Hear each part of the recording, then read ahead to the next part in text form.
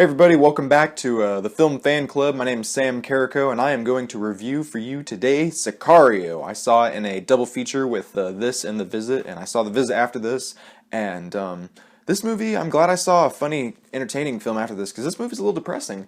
It is about the drug wars of Mexico and the cartel and all that stuff, and it has a naive agent who gets transferred to a new division where she works with some shady people who don't do everything by the books, and that is our story. And it's a very um, um, um, crazy film, actually. It was directed by the director. I can't remember, I didn't look up his name, I'm sorry, but he directed Prisoners, which I really loved. It was a fantastic film. I gave that film a 9 out of 10.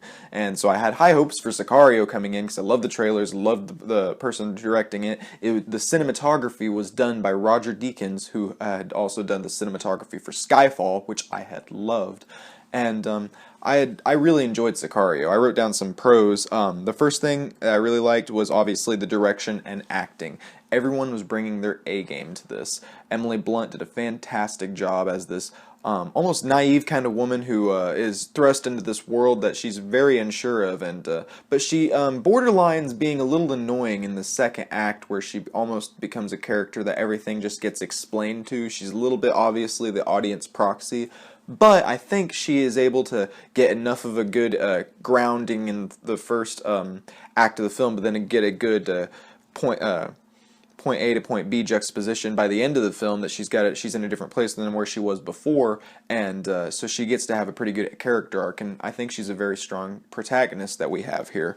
Another thing that I really enjoyed was, like I said, the cinematography. Every single frame of this movie was beautiful. You could put everything on a wall. The landscapes of the countryside, the shots of night with the sky against the city, was just, everything was beautiful. I really enjoyed, again, Roger Deakins' acting. Another thing I really liked about the script particularly was the fact that it was very truthful to the real situation. It really kind of, I was talking to my buddy Ricky, who you know, about this, and he really enjoyed the fact that, I mean, it kind of goes into how you try so hard to have an impact on the drug industry, but at the end of the day, it's still there and it's still a problem. And Josh Brolin's character really exemplifies that. How he says, you know, hey, until we can get 20% of the population to stop doing this, then it's always going to be a problem. And there's a couple things that I really liked about this film. Like I said, the acting was superb. The cinematography was great. The action sequences, while this isn't an action film, the scenes where there were action were very well done. Particularly the scene where they're crossing the border and these agents are afraid they're going to get shot at, and they just have to figure out, you know, they have to follow protocol. What do we do? Do we shoot first? You know, hey, are we allowed to be on the offense? It raises all these questions, and really goes into it in a very interesting way, and I really loved that scene. Another thing I really liked about the film was how just it just really shows, it gives you the tension of what it's like in such a not war-torn, but crime-ridden city that is portrayed in the film. And now getting into the cons a little bit, I went into this a little bit earlier, was Emily Blunt.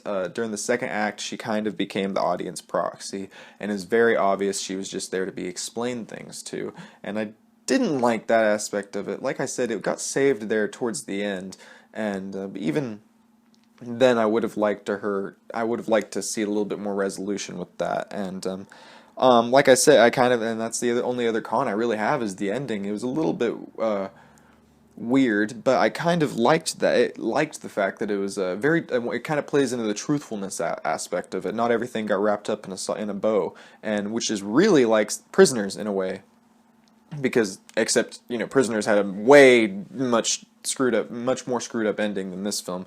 But Sicario kind of played into that again with the whole aspect of it just kind of being, hey, this is how things are. This is just how the movie ends, and you have to accept it. So in all, I would say Sicario is a very great film. It's not a masterpiece per se, but it is a fantastic movie.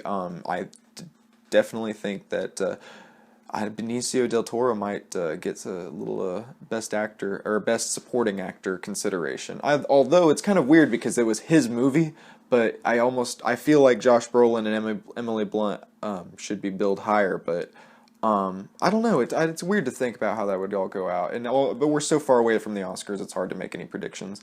But yeah, so if you like this video, be sure to check out my other ones. We do the movie talk show where it's a bi-monthly show where we talk about movie news, and then we got our something old, something new segment where we review an old movie and a new movie, and then we just do little movie reviews like this, little editorials where it's just you and me talking about movies that we love or hate. In this case, I really enjoyed Sicario. That was an 8.5 out of 10.